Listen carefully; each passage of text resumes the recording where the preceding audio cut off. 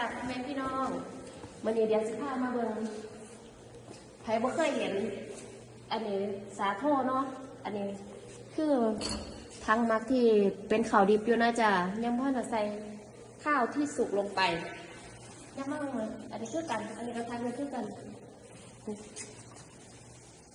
ส่วนทั้งถัดมานี่คือเขาใส่ข้าวสุกลงไปแล้วก็จะมีเด็กเสียบให้มันให้อุณหภูมิมันข้าวมันละลายเนาะแม่นบ่เฮ้ยให้ข้าวมันละลายเนาะประมาณนี้เนาะ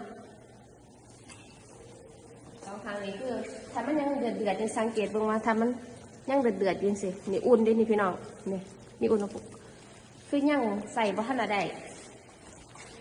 อันนี้ใส่ได้พร้อมผลิตมันจะเป็นแบบนี้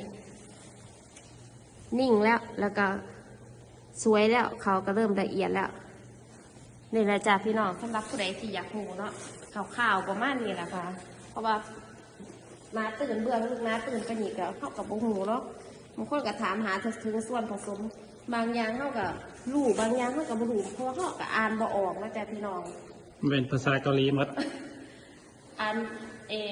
านบ่ได้บางอย่างก็รู้บางอย่างก็บ่รู้เอาไว้แค่นี้แหละจ้าขอบคุณในไลน์ได้จ้า